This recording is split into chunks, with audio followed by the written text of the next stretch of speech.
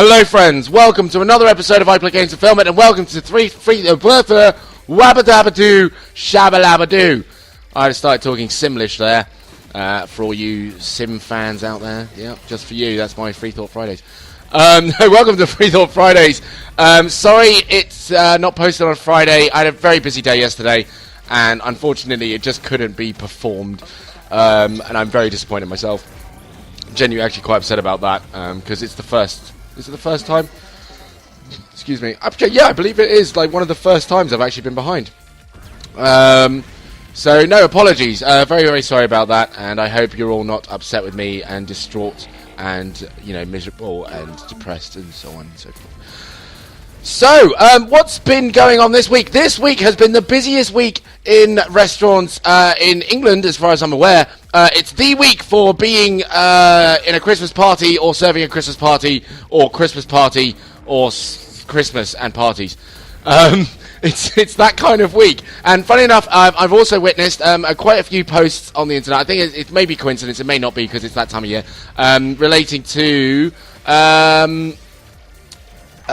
the service industry and working in it.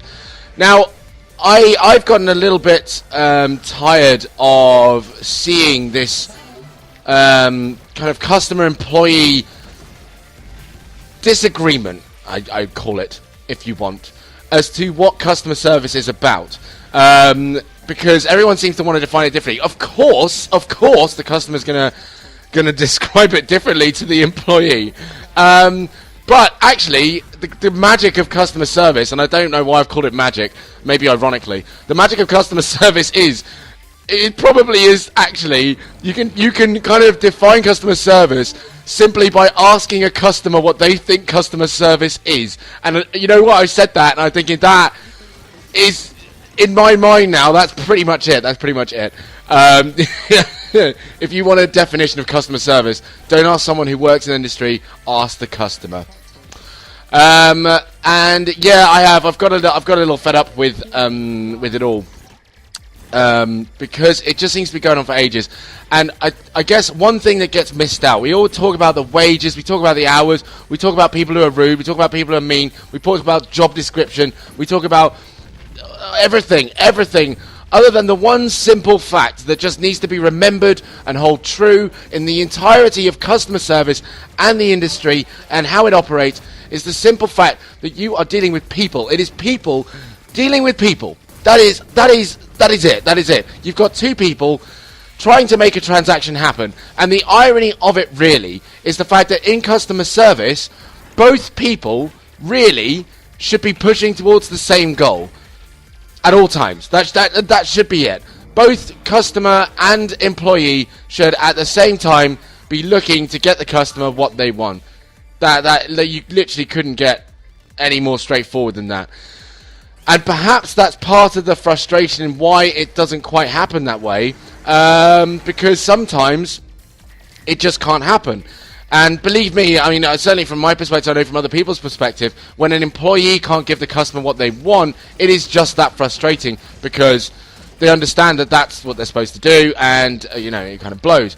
But it always just seems to bug me, because it's one thing that no one pays attention to. It's like, I want to point out any time where we've got, like, compilation videos of people doing stupid things, or people saying dumb things, or, you know, I always look to, like, I don't know, videos of like Russian drivers, or you know, videos from India traffic, or videos of people doing stupid stuff.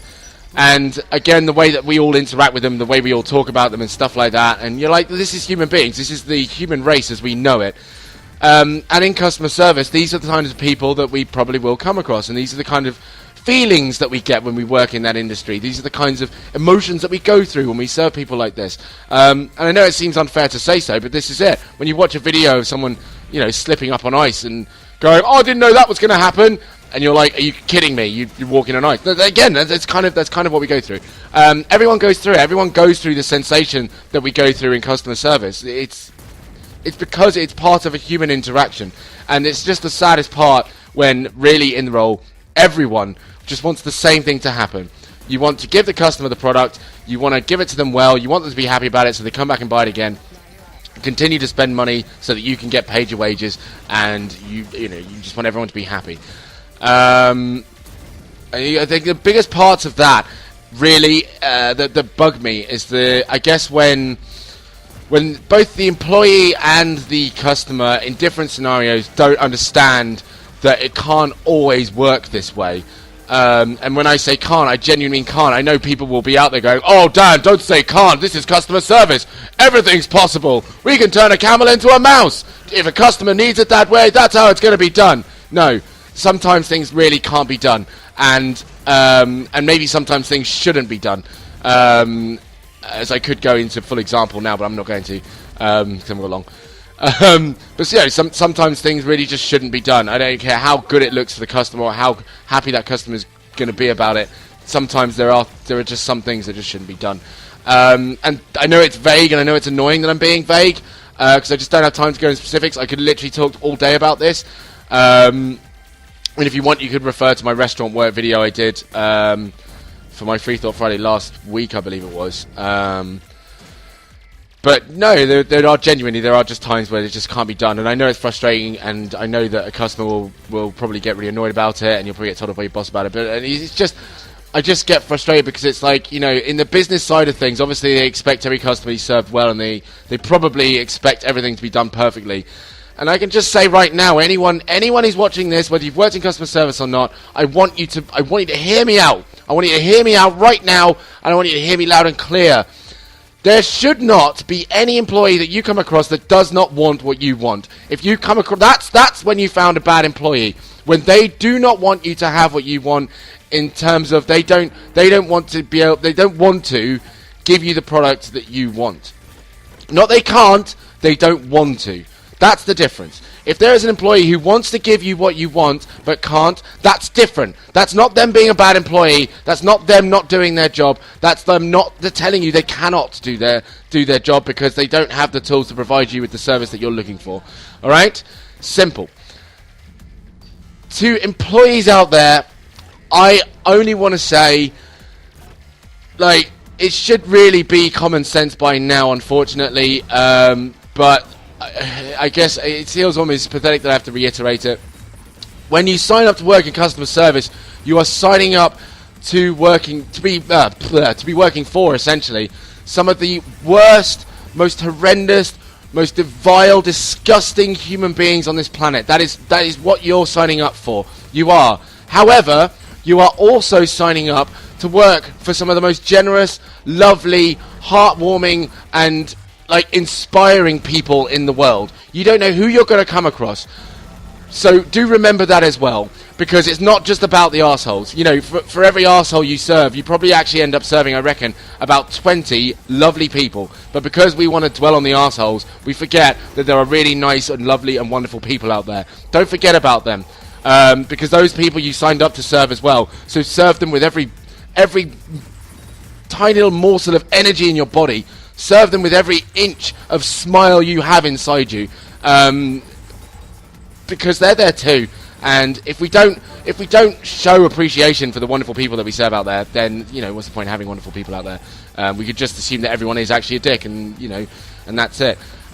So just do bear that in mind, guys. Yeah, people can be dicks, but Jesus Christ, we don't have to work in customer service to know that. We know that people can be dicks anyway.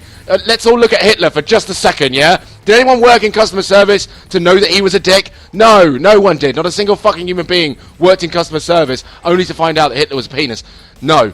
So it doesn't take this job to know that, guys. So let's not dwell on it too much, and let's not kind of focus on that. I think it's always better to focus on the people that make our job a joy to do, that make us remember why we started doing it in the first place and why we fucking enjoy doing it in the first place. So that's it. That's all I have to say about that. Alright? Guys, thank you very much for watching. Subscribe, comment, click the thumb button, share with a friend if you like. I will see you all in another episode of I Play Games and Film It. Sorry again, this is a late Free Thought Fridays. I'll make sure I get mine on time next week.